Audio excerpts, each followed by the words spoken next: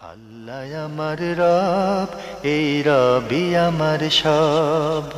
দামে দামে তুন মনে তারি অনুভব। তোমার দুনিয়াতে আমি যেদিকে তাকাই, অথই নিয়ামতে ডুবে আছি সবাই। পাক পাখালির গানে শুনি তসবি কলো রব, তসবি কলো রব। আল্লাহ আমার রব, এই রবি আমার সব। আসসালামু আলাইকুম প্রিয় দর্শক, আপনারা যারা দেশে আছেন প্রবাসে, সবাইকে জানাই মাহে রমজানের শুভেচ্ছা। শুরু হলো পবিত্র রমজান উপলক্ষে আনটিভি আয়োজিত এবং লাভেলু নিবেদিত অনুষ্ঠান আপনার জিজ্ঞাসা। আপনাদের সাথে আছি আমি জয়নুল আবেদিন আজাদ। আর আপনাদের মনে জাগা প্রশ্নের জিজ্ঞাসার সরাসরি জবাব দিচ্ছেন বিশিষ্ট আলেম ডক্টর মোহাম্মদ সাইফুল্লাহ। আসসালামু আলাইকুম ওয়া রাহমাতুল্লাহি ওয়া বারাকাতুহু। প্রিয় দর্শক, আমাদের আজকের প্রাসঙ্গিক আলোচনার বিষয় রমজানে দোয়া। চলুন তাহলে জিজ্ঞাসার আলোকিত ভুবনে আমরা প্রশ্ন নিচ্ছি। আসসালামু আলাইকুম প্রিয় দর্শক, পরিচয় দিয়ে প্রশ্ন করুন। আসসালামু আলাইকুম। ওয়ালাইকুম আসসালাম। আমি কেরানীগঞ্জ ঢাকা থেকে কাকলি বলছিলাম। জি বলুন। আমার দুটি প্রশ্ন আছে। আমার প্রথম প্রশ্নটা হচ্ছে যে আমাদের এখানে যখন মানুষ মারা যায়, হ্যাঁ, যে যাদের বাড়িতে মানুষটা মারা গেল, ধরেন আমাদের বাড়িতে মারা গেল, তা আমাদেরকে মানে এখানে যে যারা গরিব মিসকিন আছে তাদেরকে চাল বিতরণ করতে হয়। মানে এটা কি কুরআন হাদিসের মধ্যে আছে কিনা, মানে আমি এটা জানতে চাচ্ছিলাম। জি, আর কোনো প্রশ্ন আছে? হ্যাঁ হ্যাঁ, আর দ্বিতীয় প্রশ্নটা হচ্ছে যে যারা শিশু অবস্থায় মারা যায় তারা কি, আমরা তো জানি যে জান্নাতে যারা যাবে তারা ৬০ হাত লম্বা হবে, হ্যাঁ, তাহলে ওই শিশু যারা মারা যায় তারাও কি এরকম লম্বা হবে, নাকি ওরা আগের অবস্থায় মানে শিশুই থাকবে জান্নাতে যারা যাবে? শিশু। হ্যাঁ হ্যাঁ হ্যাঁ, ধন্যবাদ আপনাকে। আপনার প্রথম প্রশ্ন, আপনাদের এলাকায় মানুষ মারা গেলে এলাকায় যারা গরিব দুঃখী আছে তাদের চাল বিতরণ করতে হয়, এটা কি কোরআন বা ইসলাম সম্মত? ধন্যবাদ এই প্রশ্নটি। এটা আসলে হতে পারে এলাকার রেওয়াজ, মানে প্রচলন।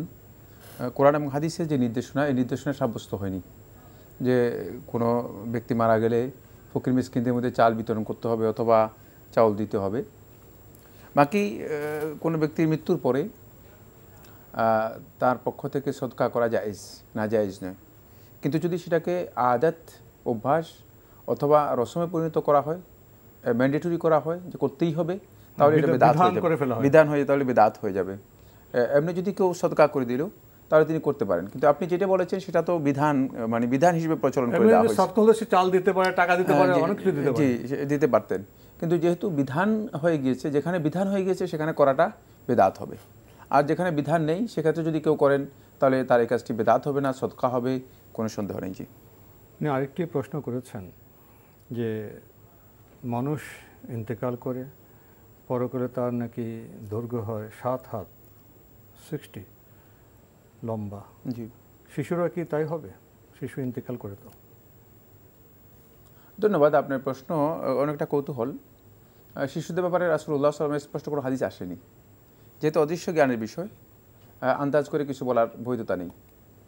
বাকি রাসূলুল্লাহ সাল্লাল্লাহু আলাইহি ওয়াসাল্লাম যেটি বলেছেন সেটা হচ্ছে জান্নাতে যারা যাবে তাদেরকে আল্লাহ সুবহানাহু ওয়া তাআলা আদম আলাইহিস সালাতু ওয়াস সালামকে আল্লাহ রাব্বুল আলামিন যেইভাবে সৃষ্টি করেছেন ঠিক আদম সন্তানদেরকেও সেভাবেই আল্লাহ রাব্বুল আলামিন জান্নাতে দিবেন এবং তারা জান্নাতে যাবে, যুবক হয়ে যাবে। এবং আদম আলাইহিস সালাতু ওয়াস সালামকে ৬০ জিরাআন ৬০ হাত সৃষ্টি করা হয়েছে, ঠিক এভাবেই তাদেরকে আল্লাহ সুবহানাহু ওয়া তাআলা জান্নাতে দেবেন। এর মধ্যে কি শিশুরা অন্তর্ভুক্ত হবে কি না, হাদিসের মূল বক্তব্য থেকে বোঝা যায় যে অন্তর্ভুক্ত হবে। বাকি মানে শিশুদের জন্য সুনির্দিষ্ট কোনো বক্তব্য, টেক্সট অথবা নির্দেশনা আল্লাহ রাসূল সাল্লাল্লাহু আলাইহি ওয়াসাল্লামের কাছ থেকে স্পষ্টভাবে আসেনি। এতটুকু আমরা বলতে পারি যে হতে পারে এমনটাই। আমরা জানলাম বিষয়টি সম্পর্কে। প্রিয় দর্শক, প্রশ্ন নিচ্ছি। আসসালামু আলাইকুম, পরিচয় দিয়ে প্রশ্ন করুন।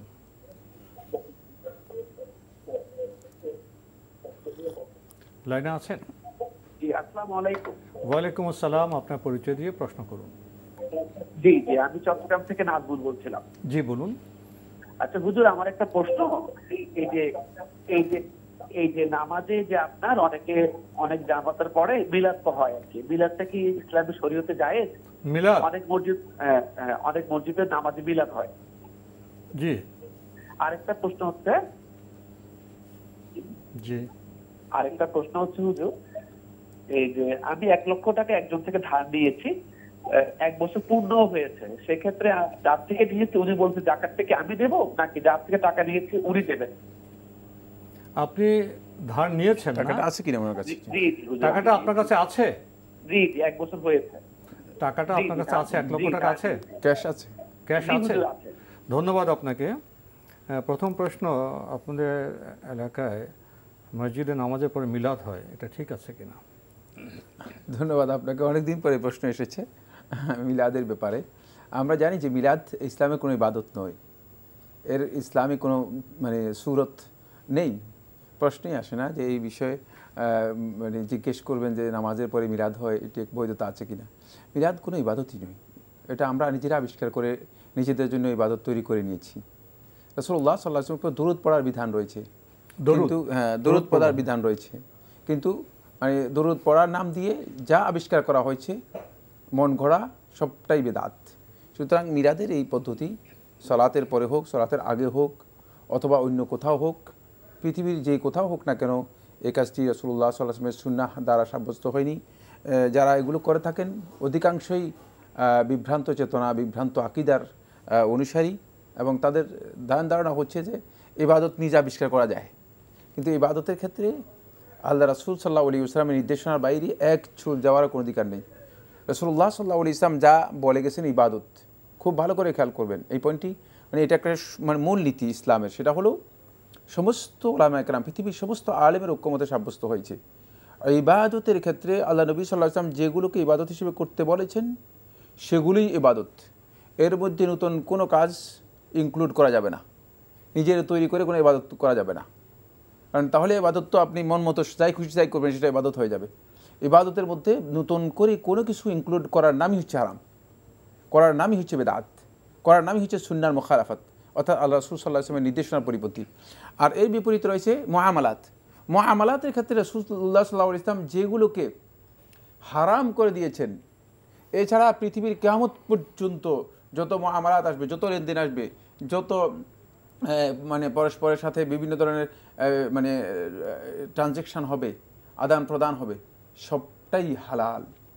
যেগুলো হারাম করা হয়েছে সেগুলো ছাড়া আর সবটাই হালাল। সুতরাং শুধু হারামগুলোকে জেনে নিলেই আপনি বাকি সব যা আছে সবটাই আপনার জন্য হালাল। তাই মুআমালাতের ক্ষেত্রে মূলনীতি হচ্ছে সব কিছু হালাল, শুধুমাত্র দলিলের মাধ্যমে যেগুলোকে হারাম ঘোষণা করা হয়েছে সেগুলো। আর ইবাদতের ক্ষেত্রে মূলনীতি হচ্ছে সবটাই হারাম, শুধুমাত্র রাসূলুল্লাহ সাল্লাল্লাহু আলাইহি ওয়াসাল্লাম যেগুলো করতে বলেছেন সেগুলো বৈধ, এবং সেগুলো হচ্ছে ইবাদত। জি প্রিয় দর্শক, আমরা ব্যক্তিগতভাবে দরুদ পড়ব, দরুদ তো ইবাদত। আরেকটি প্রশ্ন করেছেন, 1 লাখ টাকা ধার নিয়েছেন, 1 বছর হয়েছে, জাকাত কে দেবে? আপনিই দেবেন, যেহেতু টাকা আপনার কাছে রয়েছে আর টাকার মালিকও আপনি, সুতরাং এর জাকাতও আপনাকে আদায় করতে হবে। জি আমরা জানলাম বিষয়টি সম্পর্কে। প্রিয় দর্শক, প্রশ্ন নিচ্ছি। আসসালামু আলাইকুম, পরিচয় দিয়ে প্রশ্ন করুন। আসসালামু আলাইকুম, আমি ওয়ালাইকুম চিটাগাং থেকে আসসালাম। বলতেছি। জি জি বলুন, আমরা আপনাকে শুনতে পাচ্ছি। হুজুর, আমার একটা প্রশ্ন ছিল। জি আমি মাঝে মধ্যে বাসায় নফল নামাজ পড়ি, ইশরাকের নামাজ, রাতের নামাজ, হাজতের নামাজ, জাওয়ালের নামাজ। জি আমার প্রশ্নটা এই কি? নামাজগুলো আমার সুন্নত নাকি, মানে আমার নবীজি পড়ছে নাকি এই নামাজগুলো, আমি একটু জানতে চাচ্ছি। কি জানতে চাচ্ছেন? ধন্যবাদ। আপনি বলছেন আপনি নফল নামাজ পড়ে থাকেন, ইশরাক, চাস্ত, হাজতের নামাজ, এগুলি সুন্নাহসম্মত কিনা, নবী সাল্লাল্লাহু আলাইহি ওয়াসাল্লাম এগুলো অনুমোদন দিয়েছেন কিনা? জি। আর আমার আর প্রশ্ন আছে? জি, আমার দ্বিতীয় প্রশ্নটা হচ্ছে, জি আমি যখন অসুস্থ ছিলাম আমার আম্মু মানত করছে আমাকে নিয়ে সিলেট শাহজালাল মাজারে যাবে। এখন আমি যখন সুস্থ হয়েছি, তো এখন আমি আম্মুকে বলতেছি মেয়েরা মাজারে যাওয়া ঠিক না। জি তো এখন হুজুর আমি জানতে চাচ্ছি, আমার আম্মু এই মানতটা যদি পালন না করে আমার আম্মু গুনাহগার হবে নাকি, অথবা আমি গুনাহগার হব নাকি, আমি এটা জানতে চাচ্ছি। ধন্যবাদ, আপনি খুবই গুরুত্বপূর্ণ প্রশ্ন করেছেন। জি প্রথম প্রশ্ন, উনি ইশরাক, চাস্ত, হাজরাতুল নামাজ পড়ে থাকেন, এগুলো ঠিক আছে কিনা? যে নামাজগুলোর কথা উল্লেখ করেছেন সেগুলো ঠিক আছে, সুন্নাহ দ্বারা সাব্যস্ত হয়েছে, ইশরাকের সলাতও সাব্যস্ত হয়েছে। আর কি কি সলাতের কথা উল্লেখ করেছেন সবটা আমার কাছে স্পষ্ট হয়নি, বাকি যেগুলো উল্লেখ করেছেন সেগুলো অধিকাংশ ঠিক আছে, সবটাই নফল নামাজ। সুতরাং নফল নামাজ আপনি এগুলো পড়তে কোনো ধরনের বাধা নেই, পড়া জায়েজ রয়েছে। আরেকটি প্রশ্ন করেছেন, উনি অসুস্থ ছিলেন, মা মানত করেছিলেন সিলেটে মাজারে যাবেন, আর উনি সুস্থ হওয়ার পর উনি বলছেন যে এটা ঠিক না, এখন যদি ওনার মা এই মানত পূর্ণ না করেন তার কি গুনাহ হবে? ধন্যবাদ। আপনার মা যে মানত করেছেন এর জন্য আপনি গুনাহগার হবেন না, কারণ আপনার মায়ের আমলের জন্য আপনি পাকড়াও হবেন না, প্রশ্নই আসে না যে আপনি গুনাহগার হবেন। এখন আসলে আপনার মায়ের আমলটা কি? আপনার মা যে মানত করেছেন সে হারাম মানত করেছেন, মানে কবরে যাওয়ার যে মানত করেছেন এই মানতটুকু তার জন্য হারাম।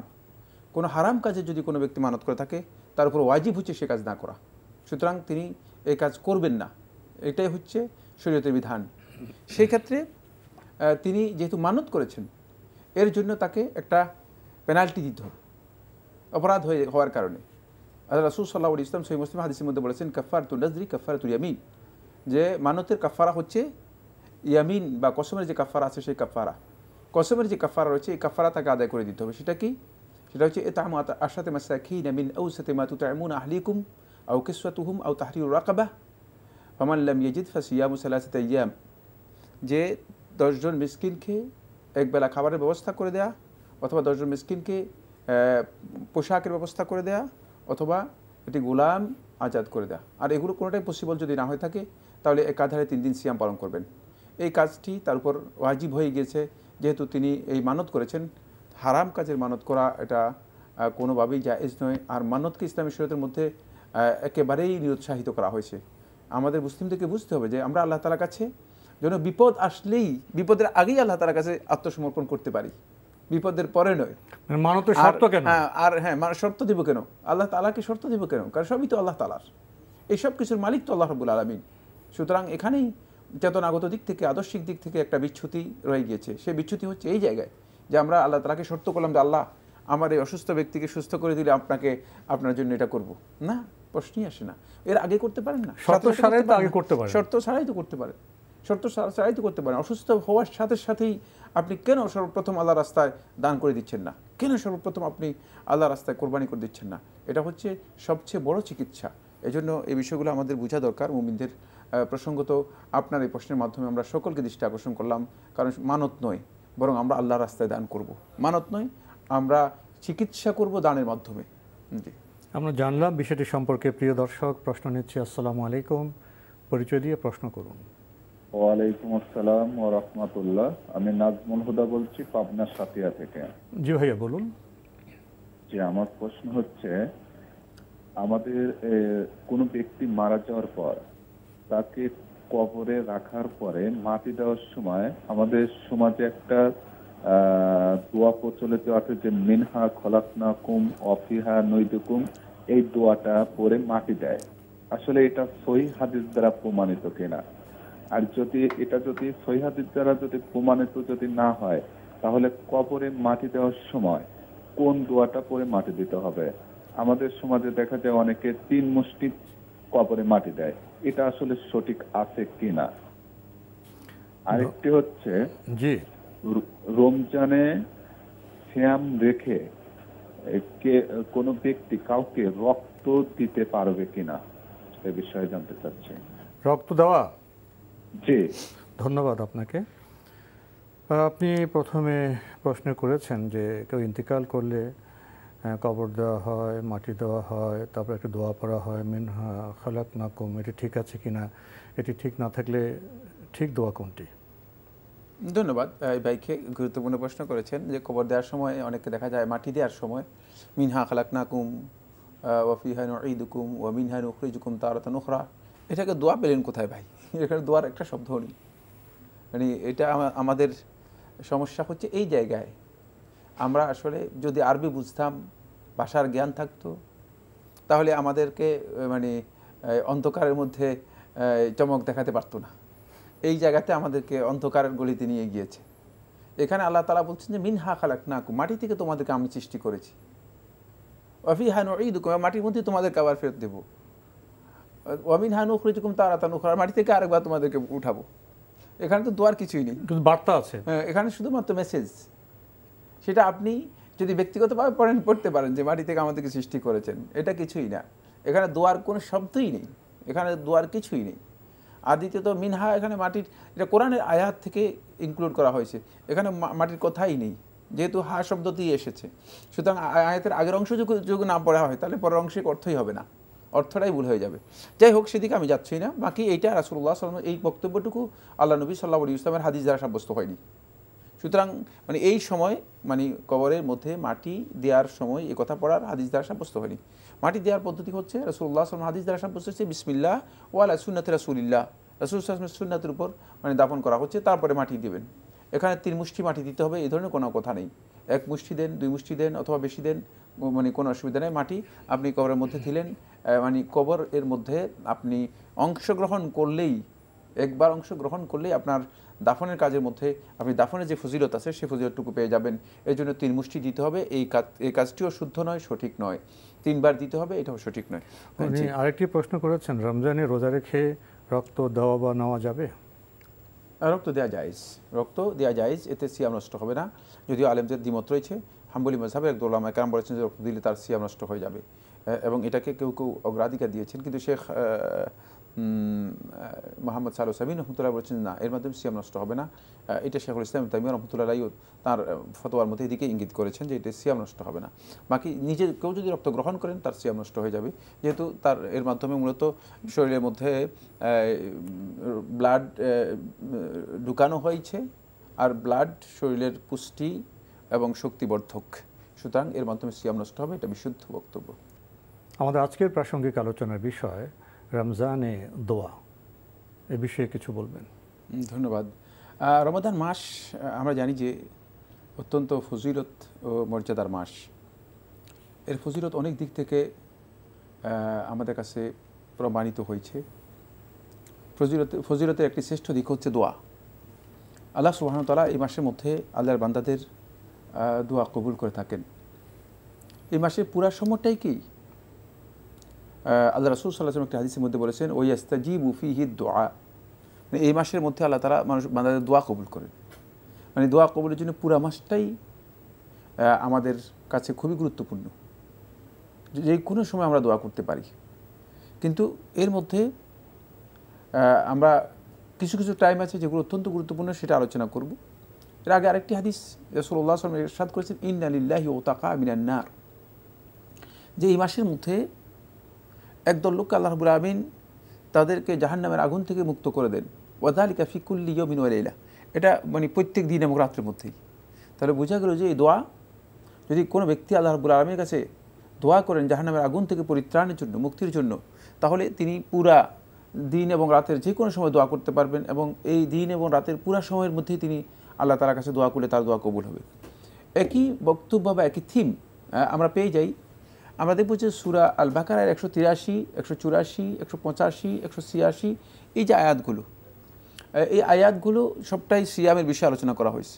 183 থেকে শুরু হয়েছে।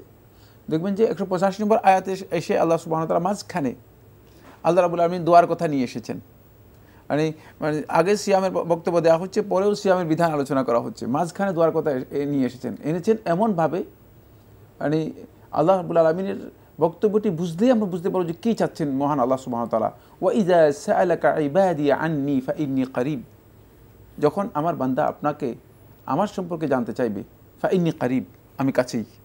মানে রাসূল সাল্লাল্লাহু আলাইহি ওয়াসাল্লাম কিন্তু এখানে টেক্সটের কথা ছিল এই কথা বলে যে ফাকুল, তাহলে আপনি বলে দিন যে মানে আল্লাহ কাছে আছেন, কিন্তু আল্লাহ রাব্বুল আলামিন আর এই কথা বলছেন না রাসূলকে। টেক্সট এভাবে ফাইন্নী করিব, যে আমি কাছেই, আল্লাহ রাব্বুল আলামিন নিজে বলে দিচ্ছেন। উজিবু দাওয়াতাদ দাঈ, যখন কোনো বান্দা দোয়া করে আমি তার দোয়া কবুল করে থাকি, ইজা দাআনি, যখন আমাকে ডাকে। আল্লাহ রাব্বুল আলামিন মানে এর মধ্যে এই কথাটা ঢুকে দিয়েছেন। সমস্ত আহলুত তাফসীর কথা বলেছেন যে এখান থেকে বোঝা যায় যে রমাদান মাসের শ্রেষ্ঠত্ব, এবং রমাদান মাসটা মূলত শাহরুদ দোয়া, দোয়ার মাস, যেই মাসের মধ্যে আল্লাহর বান্দাগণ বেশি বেশি করে আল্লাহ রাব্বুল আলামিনের কাছে দোয়া করবে। এবার আমরা আসবো আল্লাহ রাসূল সাল্লাল্লাহু আলাইহি ওয়াসাল্লাম এক্ষেত্রে আমাদেরকে যেই ইনস্ট্রাকশনগুলো দিয়েছেন সেগুলোর দিকে রাসূলুল্লাহ সাল্লাল্লাহু আলাইহি ওয়াসাল্লাম হাদিস থেকে আমরা পেয়েছি, আল্লাহ নবী সাল্লাল্লাহু আলাইহি ওয়াসাল্লাম বলেছেন সালাসু দাওয়াতিন লা তুরাদ, তিনটি দোয়া এমন বা তিন ব্যক্তির দোয়া এমন যে তাদের দোয়া লা তুরাদ্দু দাওয়াতুহুম, তাদের দোয়াকে ফেরত দেওয়া হবে না, কবুল করা হবে। আল্লাহ রাব্বুল আলামিনের কাছে যখন এই দোয়া তুলে ধরা হয় তখন কবুল করা হয়। তার মধ্যে একদল হচ্ছে আস-সাইমু হাত্তা ইফতির, রোজাদার ব্যক্তি তার ইফতার করা পর্যন্ত। তাহলে বোঝা গেল যে আপনি যখন থেকে সিয়ামের নিয়ত করছেন তখন থেকে আরম্ভ করে ইফতার করা পর্যন্ত এই সময়টুকু মানে আপনার কাছে অত্যন্ত মর্যাদাপূর্ণ সময়। এই সময়টুকু হচ্ছে দোয়া কবুলের গুরুত্বপূর্ণ সময়। এর মধ্যে আপনি পুরা সময় দোয়া করতে পারেন আল্লাহ তাআলার কাছে, এই পুরা সময়ের মধ্যে বেশি বেশি করে দোয়া করতে পারেন। এর আরেকটি গুরুত্বপূর্ণ সময় হচ্ছে রাসূলুল্লাহ সাল্লাল্লাহু আলাইহি ওয়াসাল্লাম একটি হাদিসের মধ্যে এসেছে, হাদিসটি নিয়ে কেউ কেউ বিতর্কও করেছেন, বাকি হাদিসকে কেউ কেউ সহিহ বলেছেন, কিন্তু হাদিসের মূল বক্তব্য মানে সহিহ হাদিসের বক্তব্যের সাথে সামঞ্জস্যপূর্ণ। সেটা হচ্ছে যে ইন্না লিস-সাইমি দাওয়াতান লা তুরাদ্দু ইনদা ফিত্রে, যে রোজাদারের একটি সময় আছে যে সময় আল্লাহ রাব্বুল আলামিন তার দোয়াকে কবুল করবেন, ফেরত দিবেন না। সেটা হচ্ছে ইনদা ফিত্রিহি, ইফতার করার আগের এই মুহূর্ত। কারণ হচ্ছে মানে সিয়ামের শেষ মুহূর্তটুকু এটা এত গুরুত্বপূর্ণ সময় যে যেহেতু এটি বিকেলের সময় এবং দোয়া কবুলের সময়, অত্যন্ত গুরুত্বপূর্ণ সময়, এজন্য জুমহুর আল হাদিসগণ সালাফদের মধ্যে অনেকেই এটাকে অনেক বেশি গুরুত্ব দিয়েছেন এই সময়কে, এই সময় বেশি পরিমাণে দোয়া করবে। কিন্তু এখানে মিস্টেক হচ্ছে ওই জায়গায়, সেটা হচ্ছে এই সময় আমরা অনেকে মনে করি যে মানে দোয়ার একটা আয়োজন করা দরকার, এটা আয়োজনের সাথে সম্পৃক্ত নয়, অনুষ্ঠানের বিষয়, দোয়ার অনুষ্ঠানের বিষয় নয়। দোয়া হচ্ছে ব্যক্তিগতভাবে, ব্যক্তিগতভাবে এই সময় আল্লাহর বান্দা অধিক পরিমাণে দোয়া করতে পারবে এবং দোয়া করাটাই হচ্ছে সুন্নাহ। এই সময় দোয়া করা প্রয়োজনে পরিবার ইফতারের টেবিলে যদি মুরব্বি একজন দোয়া করেন সবার সাথে একসাথে করতে পারবেন পরিবার, না এই ধরনের মানে ব্যক্তিগতভাবে সবাই বসে বসে দোয়া করবে। মানে এখানে একজন দোয়ার কিন্তু বিধান হচ্ছে এককভাবে দোয়া করা, দোয়ার মূল বিধান হচ্ছে এককভাবে দোয়া করা। এরপরে যে কাজটি করবেন সেটা হচ্ছে তিনি এই সময়ে অধিক পরিমাণে দোয়া করতে পারেন ইফতারের মানে যেহেতু এই সময়টুকু। শেখ মোহাম্মদ সাল্লাল্লাহু আলাইহি রহমতুল্লাহ বলেন যে এই সময়টুকু ইফতারের জন্য এবং দোয়াকারীর জন্য অত্যন্ত গুরুত্বপূর্ণ, যেহেতু তিনি তার সিয়ামের শেষের দিকে চলে যাচ্ছেন, সিয়াম শেষ হয়ে যাচ্ছে। আর এটাকেই সহিহ হাদিসের মধ্যে আল্লাহ রাসূল সাল্লাল্লাহু আলাইহি ওয়াসাল্লাম বলেছেন লিস-সাইমি ফারহাতান, রোজাদারের জন্য দুটি আনন্দের বিষয় রয়েছে, ফারহাতুন ইনদা ফিত্রিহি ওয়া ফারহাতুন ইনদা লিকাই রাব্বিহ। একটা আনন্দের বিষয় হচ্ছে যখন সে ইফতার করবে তখন, এই ইফতারের সময়টা তার জন্য আনন্দের সময় হিসেবে উল্লেখ করা হয়েছে, যেহেতু আল্লাহ তাআলার কাছে এই সময়টি অত্যন্ত মর্যাদাপূর্ণ। এই জন্য আমরা এই সময় বেশি বেশি করে দোয়া করব।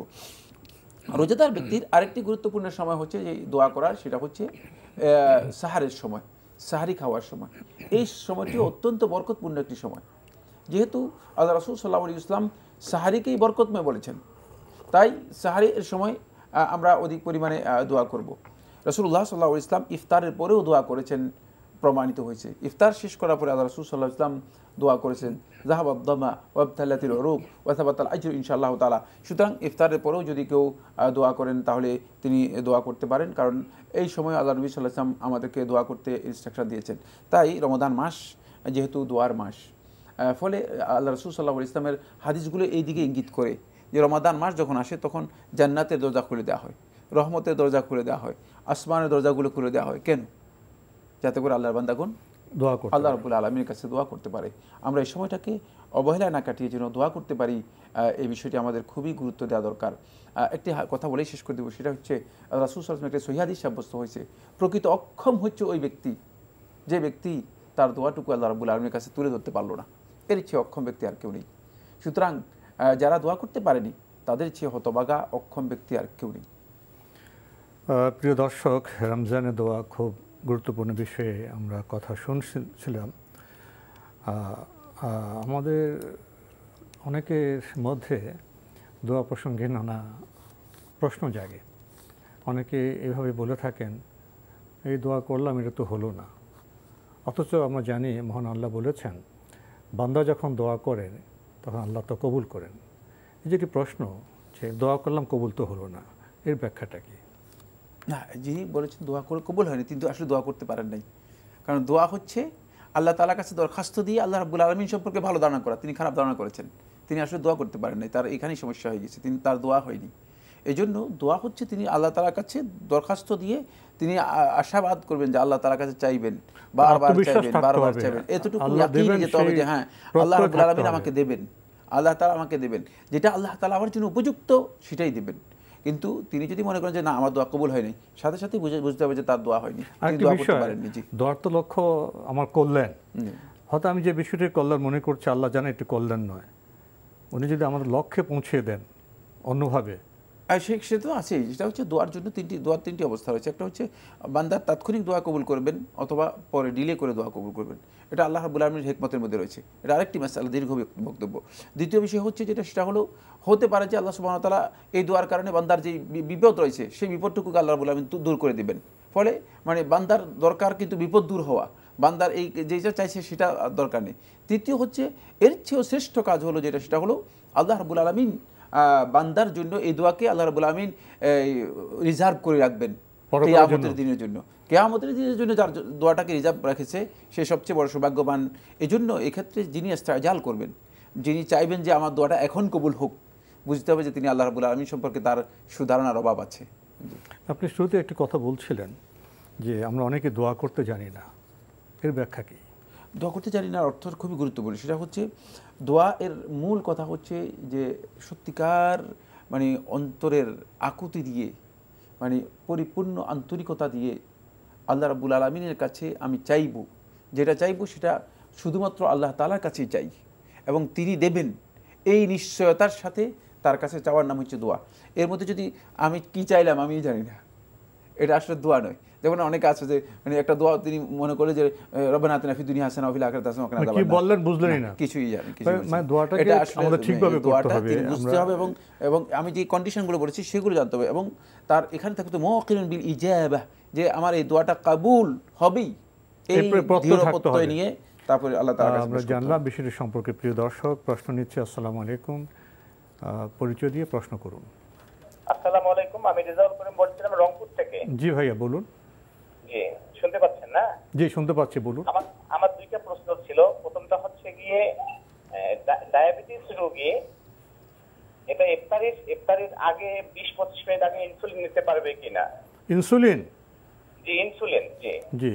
এটা একটা। আর একটা হচ্ছে যে একই ফ্ল্যাটে পাশে যদি হিন্দু থাকে তো সেই বাসায় ইফতার দেওয়ার কোনো সুযোগ আছে কিনা? যে বাসার পাশে হিন্দু ধর্মাবলম্বী লোক থাকলে, জি একই পাশের ফ্ল্যাটে হয়তো হিন্দু পরিবার আছে, ওনাদেরকে বাচ্চাদেরকে বা বড় মানুষকে ইফতার দেওয়া যাবে কিনা? জি। ও তাদেরকে ইফতার দেওয়া, তাই না? ইফতার খাওয়ানো, ইফতার দেওয়া যাবে কিনা? জি জি জি। হ্যাঁ ধন্যবাদ, আপনি খুবই সুন্দর প্রশ্ন করেছেন। দুটি প্রশ্নই আমরা নিয়ে, আপনাকে আর কোনো প্রশ্ন আছে? ধন্যবাদ আপনাকে। যাদের ডায়াবেটিস আছে তারা কি ইফতারের 20-25 মিনিট আগে ইনসুলিন নিতে পারবেন? ধন্যবাদ, অবশ্যই ইনসুলিন নিতে পারবেন।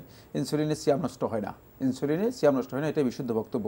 আলেমদের এই মাসআলা নিয়ে মানে গবেষণা রয়েছে এবং কেউ দ্বিমত পোষণ করেছেন। বাকি ইনসুলিন খাদ্যদ্রব্য হিসেবে কখনো ব্যবহার হয়। ইনসুলিন তো হরমোন এবং এটা খাদ্য এবং পানির কোনো বৈশিষ্ট্য এর মধ্যে নেই, এর মধ্যে কোনো পুষ্টিগুণ নেই, এর মধ্যে মানে এমন কিছু নেই যে এটার সাথে সাথে স্টোমাকে মানে পৌঁছে যাচ্ছে, সরাসরি স্টোমাকে পৌঁছে না। সুতরাং যে জিনিসগুলো সরাসরি স্টোমাকে পৌঁছে না সেগুলো যদি মানুষ অসুস্থতার কারণে, ওজনের কারণে নিয়ে থাকে, কারণ ইনসুলিন যিনি নিচ্ছেন তিনি তো মানে খুব খুশি হয়ে আনন্দের সাথে ইনসুলিন নিচ্ছেন, আসলে ব্যাপারটা এমন না। তিনি বাধ্য হয়েছেন ইনসুলিন নিতে এবং প্রয়োজনীয় তাগিদ ইনসুলিন নিচ্ছেন, সেক্ষেত্রে ইনসুলিন নিলে তার সিয়াম নষ্ট হবে না, এটাই বিশুদ্ধ বক্তব্য।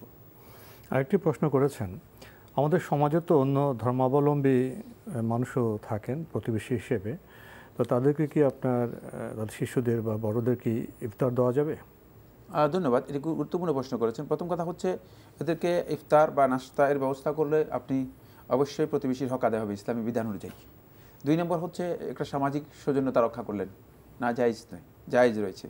3 নম্বর যে বিষয়টি বলবো সেটা হচ্ছে এর মাধ্যমে আপনি একজন রোজাদার ব্যক্তিকে ইফতার করানোর যে ফজিলত আছে সেই ফজিলতটুকু পাবেন না, এটা হলো আপনার মাইনাস পয়েন্ট, যেহেতু তিনি রোজা রাখেন নাই, সুতরাং এই ফজিলতটুকু পাবেন না। বাকি যে দুটি পাচ্ছেন সেই দুটিও কম নয়, সেটা হচ্ছে আপনি একটা হক, সামাজিক একটা সম্প্রীতি বজায় রাখলেন এবং প্রতিবেশীর একটা হক আপনি আদায় করতে পারলেন, সেই দুটি কাজ আপনার এর মাধ্যমে হবে। বাকি উত্তম হচ্ছে যেটা, সেটা হলো একজন রোজাদার ব্যক্তিকে ইফতার করানো, এটি সবচেয়ে উত্তম কাজ। আমরা জানলাম বিষয়টি সম্পর্কে। প্রিয় দর্শক, প্রশ্ন নিচ্ছি। আসসালামু আলাইকুম, পরিচয় দিয়ে প্রশ্ন করুন। লাইনে আছেন? জি আছি। আপনার পরিচয় দিয়ে প্রশ্ন করুন। জি আসসালামু আলাইকুম। ওয়ালাইকুম আসসালাম। আমি মোহাম্মদ রবিউল ইসলাম, ঢাকা থেকে বলছিলাম। জি। তা আমার প্রশ্ন হচ্ছে, আমার আব্বা মোহাম্মদ রবিউল ইসলাম, ঢাকা। জি জি, প্রশ্ন করুন। আমার আব্বা 98-এ মারা যান। মারা যাওয়ার পর থেকে আমি 2বার মনে তাকে স্বপ্ন দেখেছি। আমি উনি মারা যান আপনার 4ঠা রমজান 98-এ।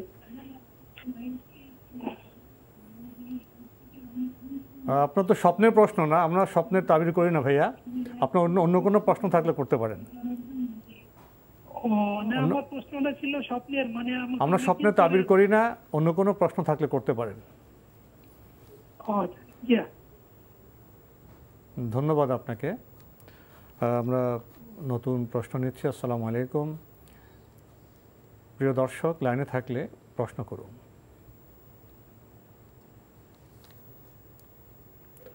আসসালামু আলাইকুম, প্রিয় দর্শক, লাইনে থাকলে প্রশ্ন করুন। বলছি কি যে আমার ওয়ালাইকুম আসসালাম। জি, আপনার টেলিভিশনের ভলিউমটি কমিয়ে প্রশ্ন করুন, আমরা আপনাকে শুনতে পাচ্ছি না। হ্যাঁ, টেলিভিশনের ভলিউমটি কমিয়ে প্রশ্ন করুন। আমার এই যে আমার বিয়ে হয়েছে 29 বছর, কিন্তু আমি বোরকা পরি, যার কারণে আমার শাশুড়ি আমাদের কখনো পছন্দ করে না। এমনকি আমাদের 16 বছরের মেয়ে মারা গেছে, 1 বছর পূর্ণ হয়নি। লোকজনের সামনে আমার সম্পর্কে আজে বাজে কথা বলে। এই ক্ষেত্রে আমি কি করতে পারি? ধন্যবাদ আপনাকে। আপনি বলছেন যে আপনি বোরকা পরেন, আপনার শাশুড়ি আপনাকে পছন্দ করেন না, আপনার সম্পর্কে আজে বাজে কথা বলেন, আপনি ব্যথিত। আপনি কি করতে পারেন? ধন্যবাদ। এটা ব্যথিত হওয়ার কিছুই নেই। এত অধৈর্য হয়ে গেছেন কি কারণ? আল্লাহর বিধানের জন্য সন্তুষ্ট থাকবেন। তিনি যদি কোনো কিছু বলে থাকেন, এর জন্য তিনি মানে আপনার ক্ষতি করতে পারেন নাই, আপনার কল্যাণ করেছেন। এর মাধ্যমে আপনার আল্লাহ তাআলার কাছে সওয়াব বৃদ্ধি পাচ্ছে। সুতরাং আপনি এত অস্থির হওয়ার কিছুই নেই, ব্যথিত হওয়ার এখানে কিছুই নেই। তিনি যেই কাজগুলো করছেন সে কাজগুলো আল্লাহর বিধানের পরিপন্থী যদি করে থাকেন, তাহলে সেক্ষেত্রে এর জন্য তিনি শাস্তি পাবেন। তিনি ক্ষতিগ্রস্ত হচ্ছেন। আপনার কোনো ক্ষতির কিছুই নেই, বরং আপনি মানে এমন আপনি মোটেও ভ্রুক্ষেপ করবেন না। আপনার কাজ হচ্ছে আপনি তার এই বক্তব্যে মানে কানই দিবেন না। ধৈর্য ধরে সওয়াব পাবেন। হ্যাঁ, ধৈর্য ধরবেন, তো মানে পরিপূর্ণ ধৈর্য ধরবেন। মানে যেই আপনার আচরণ থেকে ধৈর্যের অভাব আছে আমরা স্পষ্ট বুঝতে পেরেছি। মানে প্রশ্নই আসেন, এটাকে সামান্য কিছুই মনে করবেন না। তিনি যদি এই সম্পর্কে কোনো কথা বলেন, মানে আপনি তাকে কোনো উত্তরই দিবেন না, মনে হচ্ছে যেন জানেনই না। তাহলে দেখবেন যে মানে তিনি আস্তে করে এগুলো থেকে ফিরে আসবেন, তিনি তার ভুল ভেঙে যাবে। এক্ষেত্রে আপনার আর অন্য কিছু করার প্রয়োজন নেই। একটাই কাজ, সেটা হচ্ছে ওয়ারিদ আনিল জাহিলিন, জাহিলদের থেকে আপনি নিজেকে বিমুখ রাখুন, দূরে রাখুন। আমরা প্রশ্ন নিচ্ছি। আসসালামু আলাইকুম, পরিচয় দিয়ে প্রশ্ন করুন।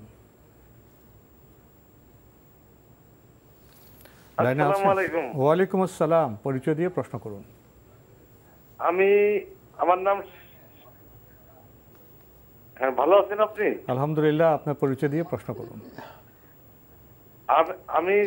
আমার নাম শেখ সাখাওয়াত হোসেন নান্নু, আমি দোহার থেকে বলছিলাম। জি বলুন, প্রশ্ন করুন।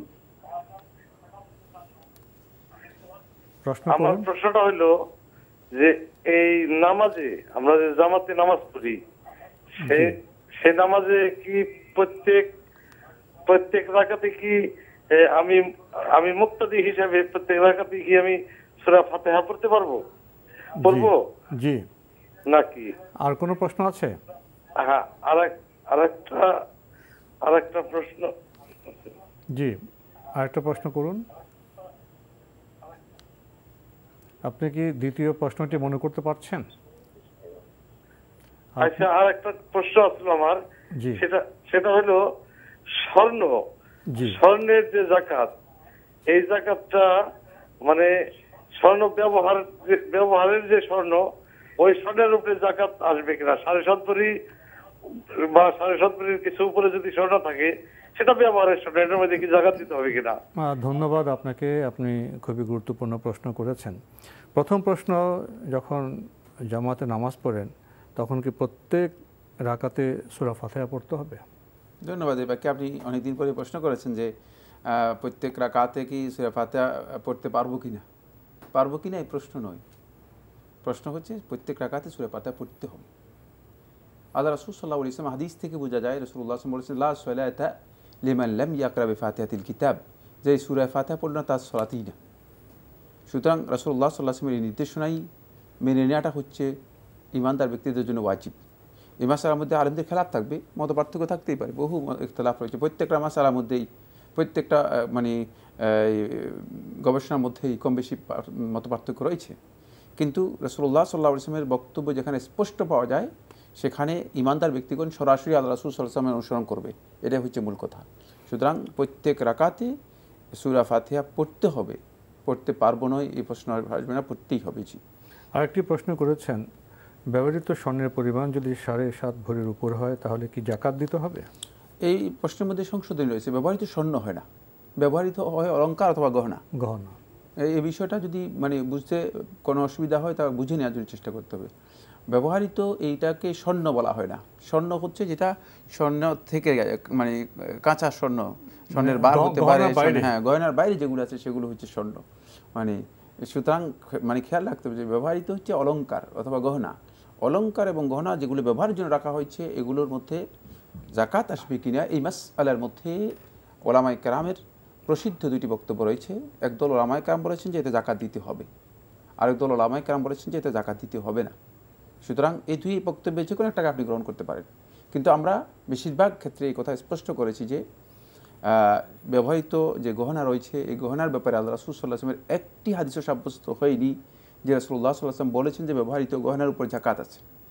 বরং জাবির ইবনে আব্দুল্লাহ রাদিয়াল্লাহু থেকে একটি মওকুফ সহিহ রওয়ায়াত সাব্যস্ত হয়েছে, যেটাকে শেখ মোহাম্মদ ইবনে ইব্রাহিম, সৌদি আরবের সর্বপ্রথম গ্র্যান্ড মুফতি যিনি ছিলেন, তিনি অত্যন্ত বিজ্ঞ আলেমদের মধ্যে একজন ছিলেন। আহলে হাদিসগণ, সৌদি আরবের সমস্ত আহলে হাদিসগণ তাকেই একমাত্র হাদিসের মার্জি হিসেবে গ্রহণ করেছেন, মানে রেফারেন্স হিসেবে গ্রহণ করেছেন। শেখ রাহিমাহুল্লাহ তাআলা তিনি হাদিসটাকে সহি বলেছেন। সুতরাং এখান থেকে বোঝা যায় যে জাবির ইবনে আব্দুল্লাহ বর্ণিত হাদিসের মধ্যে বলা হয়েছে যে মানে লা যাকাতা ফিল হুলি, যে হুলি এর মধ্যে, গহনার মধ্যে, অলঙ্কারের মধ্যে কোনো জাকাত নেই। এ বিষয়ে বিস্তারিত আমরা অনেকবার অনেক প্রশ্নের উত্তর দিয়েছি। সুতরাং এতটুকুই যথেষ্ট যে মানে এই মাসআলার মধ্যে দ্বিমত আছে। আমরা এই কথা বলেছি যে শুধুমাত্র গহনা হলে ব্যবহারের জন্য যদি হয়ে থাকে তাহলে এতে জাকাত আসবে না। আমরা জানলাম বিষয়টি সম্পর্কে। প্রিয় দর্শক, প্রশ্ন নিচ্ছি। আসসালামু আলাইকুম, পরিচয় দিয়ে প্রশ্ন করুন। লাইনে আছেন? হ্যাঁ, আপনার পরিচয় দিয়ে প্রশ্ন করুন। হ্যালো, আসসালামু আলাইকুম। ওয়ালাইকুম আসসালাম। আমি ঢাকা জিঞ্জিরা থেকে নার্গিস বেগম বলতেছি। আপনি একটু ধীরে স্পষ্ট করে প্রশ্নটি করুন। জি, প্রশ্ন করুন। আমার দুইটা প্রশ্ন। জি, প্রশ্ন করুন। আমার দুই ভাই বুঝছেন, বড় ভাই নামাজ, কোরআন শরীফ, রোজা, আবার জামাতে গেত আগে, কিন্তু অনেক পীর ধরনের পর এইসব কিছুই করে না। জি, প্রশ্ন কি? আর এলো উল্টা আরো কয় এইসব কিছু নাই, রোজা নাই, নামাজ নাই। আর অনেকেই একবারে লেগে বলে আর অজু করা দিছে, মনে করেন ওই যতদিন বেঁচে থাকবো পর বলে আর অজু করতে হইব না, এইটি যেমন কয় আর কি। জি জি, আচ্ছা ঠিক আছে। তো উনি আর ওই যে যেমন আমার ভাইয়ের বাসায় গেলে এই যে আমরা যে খাই, আমার ছেলে মেয়েদের বকশিস দেয়, তাহলে এই টাকা কি নেওয়া ঠিক হবে? খাই, তারপর আপনার ছেলেদের টাকা দেয় না? হ্যাঁ, বকশিস দেয়, তাহলে ওই তো। জি জি, আপনার প্রশ্নটি আমরা পেয়েছি। আপনার কি আর কোনো প্রশ্ন আছে? আরেকটা আছে। জি জি জি, বলুন। আমার 9-10 ভরি স্বর্ণ আছে। জি, তাইলে এই জাকাতটা কি আমার দিতে হইব? এগুলো কি গহনা? স্বামীর দিতে হইব? এটা গহনা? হ্যাঁ হ্যাঁ, স্বর্ণ আছে আর কি 9-10 ভরি। গহনা তো? হ্যাঁ হ্যাঁ, গহনা। তার প্রশ্ন কি? প্রশ্নটা হয়েছে যে আমার কি জাকাতটা দিতে হইব নাকি আমার স্বামীর দিতে হইব? কিন্তু ধন্যবাদ। মসজিদের মধ্যে ইমাম সাহেবরা আর কি কয় যে এটা হলো যে ব্যবহার করবো ওয়ারি দিতে হইব। ধন্যবাদ আপনাকে, আপনি খুবই না সমস্ত দাঁড়ান, তারপরে এই যেমন আমার তো আর ইনকাম নাই, বুঝছেন, যে আমার হিন্দে যে দিব এটা তো আর আমার ইনকাম জি, নাই। আমরা আপনার প্রশ্ন পেয়েছি, ধন্যবাদ আপনাকে, আপনি খুবই গুরুত্বপূর্ণ প্রশ্ন করেছেন। আপনার প্রথম প্রশ্নটি আপনি এক আত্মীয় প্রসঙ্গে, তিনি পীর ধরার পর থেকে আর নামাজ রোজা করেন না, অন্যভাবে চলছেন, তো আপনার বিবেচনা করছেন তিনি ইসলামের পথে নেই। এখন আত্মীয় তো, তাদের বাসায় গেলে যদি খাওয়া দাওয়া দেয় খেতে পারবেন কিনা, সন্তানদের টাকা পয়সা বকশিস বা উপহার দিয়ে নেওয়া যাবে কিনা? ধন্যবাদ। আপনি যার বক্তব্য দিয়েছেন সে এমন একটা মানে বিভ্রাট বা বিভ্রান্ত আকিদায় চলে গিয়েছে যেটা প্রকাশ্য কুফরি। সুতরাং এ ধরনের ব্যক্তির টাকা পয়সা নেওয়াও জায়েজ নেই, তার বাসায় যাওয়া জায়েজ নেই, খাওয়াও জায়েজ নেই। তাকে পরিপূর্ণরূপে বর্জন করতে হবে, পরিপূর্ণরূপে বর্জন করতে হবে। এরা ইসলামকে অস্বীকারী মূলত, মানে এক প্রকারের মুরতাদ, ভয়ঙ্কর মুরতাদ। সুতরাং এক্ষেত্রে সতর্কতা অবলম্বন করুন। যদি মানে শুধুমাত্র সৌজন্যতার প্রয়োজন হয়, সৌজন্যতা রক্ষা করতে পারেন। অমুসলিমদের সাথে যে সৌজন্যতা রক্ষা করার বিধান রয়েছে, সালাম কালাম দেওয়া, কেমন আছেন, ভালো আছেন, সৌজন্যতা, অমুসলিমদের সাথে যে সৌজন্যতা রক্ষা করার মানে বিধান আছে, সেই বিধান এখানে প্রযোজ্য হবে। কিন্তু বাকি ইসলামের যে কালচারাল দিকগুলো আছে বা সৌজন্যতার অথবা বন্ধুত্বের অথবা পরস্পর সহযোগিতার যে নির্দেশনাগুলো আছে, একটাও এর মধ্যে প্রযোজ্য হবে না, একটাও এখানে প্রযোজ্য হবে না। জি, আরেকটি প্রশ্ন করেছেন, ওনার নিসাব পরিমাণ গহনা আছে, স্বর্ণের গহনা, জাকাত দিতে হবে কিনা, দিলে উনি দেবেন না স্বামী দেবেন জাকাত? ওনার তো ইনকাম নেই। না, জাকাত যদি দিতে হয় তাহলে জাকাত তিনিই দিবেন, স্বর্ণের উপর, হ্যাঁ, যার গহনা তিনিই দেবেন। গহনা থেকে জাকাত বের করতে হবে। যদি জাকাত দিতে চান তাহলে গহনা থেকে জাকাত বের করতে হবে। গহনা মানে ওজন করে 40 ভাগের 1 ভাগ সেখান থেকে জাকাত আদায় করে দেবেন। আপনার ইনকামের প্রয়োজন নেই, আপনার কাছে তো সম্পদ আছে, সেখান থেকে আপনি জাকাতটা আদায় করে দেবেন। এটা হলো যদি আপনি জাকাত দিতে চান তাহলে আপনি ওখান থেকে জাকাত দেবেন। জি, তো ওনার তো এটা গহনা, স্বর্ণের গহনা, তো গহনার উপর জাকাত দিতে উনি বাধ্য না। কিন্তু আমাদের কাছে ওই বিষয় জানতে চান যে জাকাত কিভাবে দিবেন, জাকাতটা কার উপর আসবে? স্বামীর উপর কোনো জাকাত আসবে না। তখন গহনার উপর জাকাত আসবে কিনা সেটা তো জি জি আমরা আগে তো বলেছি। আমরা জি জি জি আমরা জানলাম বিষয়টি সম্পর্কে। প্রিয় দর্শক, আসসালামু আলাইকুম, পরিচয় দিয়ে প্রশ্ন করুন। আমি ময়মনসিংহ থেকে সোহরাব হোসেন বলছিলাম। জি বলুন। আমার একটা প্রশ্ন হলো যে আমাদের দেশে যেটা সাধারণত ঘটে যে ছেলে মেয়েরা যখন এসএসসি পরীক্ষা বা এইচএসসি পরীক্ষার সামনে থাকে তখন সাধারণত অভিভাবক জোর করে রোজা রাখতে দেয় না, কিন্তু পরে যখন সে স্বাবলম্বী হয় বা স্বয়ংসম্পূর্ণ হয় তখন সে যদি সেটা কাজা করতে চায় তাহলে সেটা কি পরবর্তীতে করা যাবে কিনা, এটা হলো একটা। আর দ্বিতীয় প্রশ্ন হলো যে আমি যখন চাকরিতে ছিলাম, সরকারি চাকরি, তো সাধারণত আমার অফিসের কর্মকর্তা হিন্দু ভদ্রলোক, উনি রমজানের সময় ইফতারির দাওয়াত দিত, তো অনেকটা সামাজিকতার খাতিরে বাধ্য হয়ে যেতে হতো। তা সেই ক্ষেত্রে ওনার ওখানে ইফতার করা এটা কতটা শরীয়ত সম্মত? আপনার অফিসের যে কর্মকর্তা, ওনার সমস্যা কি ছিল ওখানে আপনি প্রশ্ন করলেন? ও না, ওটা সমস্যা মানে উনি হিন্দু কর্মকর্তা, হিন্দু কর্মকর্তা। ও অন্য ধর্মের? অন্য ধর্মের, জি, হিন্দু ধর্ম বলা। জি জি জি, ধন্যবাদ, আপনি খুবই সুন্দর প্রশ্ন করেছেন। এইচএসসি বা এসএসসি পরীক্ষার সময় অনেক অভিভাবক সন্তানদের রোজা রাখতে দেন না, পরে ওই সন্তানরা যখন বড় হয় তারা কি ওই রোজার কাজা করতে পারবেন? ধন্যবাদ আপনাকে। আপনি যে প্রশ্নটা করেছেন এটা আমাদের সমাজের মধ্যে দেখা যায়, কিন্তু সত্যিকার যারা মুসলিম তাদের মধ্যে না, যারা ইসলামের নামে মুনাফিকি চর্চা করে তাদের মধ্যে। কারণ আল্লাহর ফরজ বিধান পরীক্ষার সাথে কিভাবে সাংঘর্ষিক হতে পারে?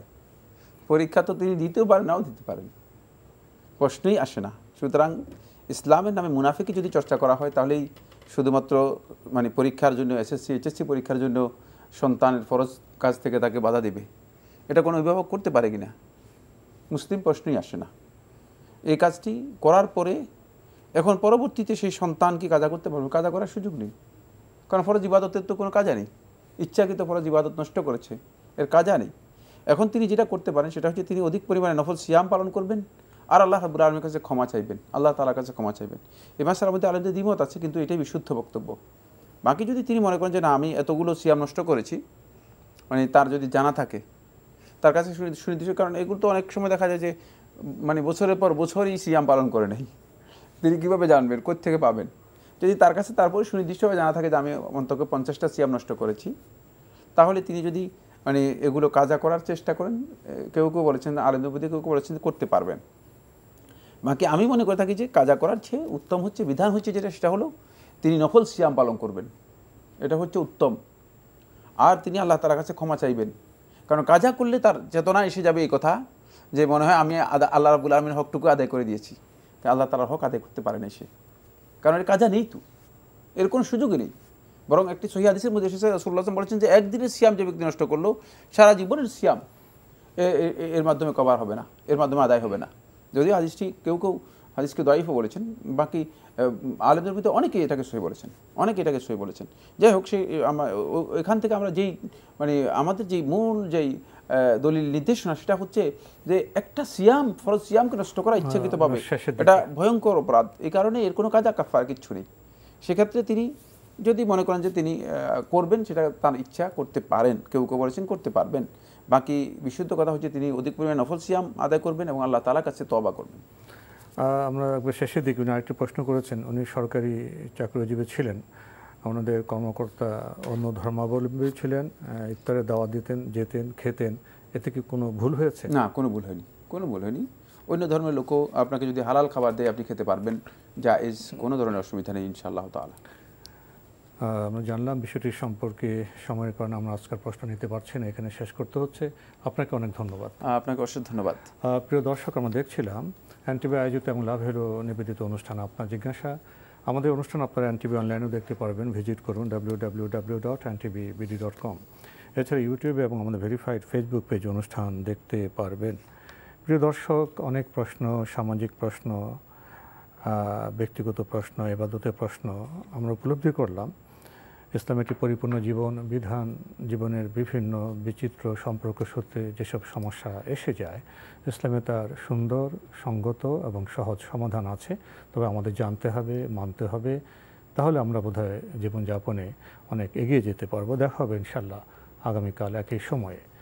প্রিয় দর্শক, মহান আল্লাহ আমাদের সবাইকে নিরাপদে রাখুন, রাখুন শান্তিতে। আসসালামু আলাইকুম। আল্লাহ আমার রব, এই রবি আমার সব, দামে দামে তুন মনে তারি অনুভব। আল্লাহ আমার রব, এই রবি আমার সব।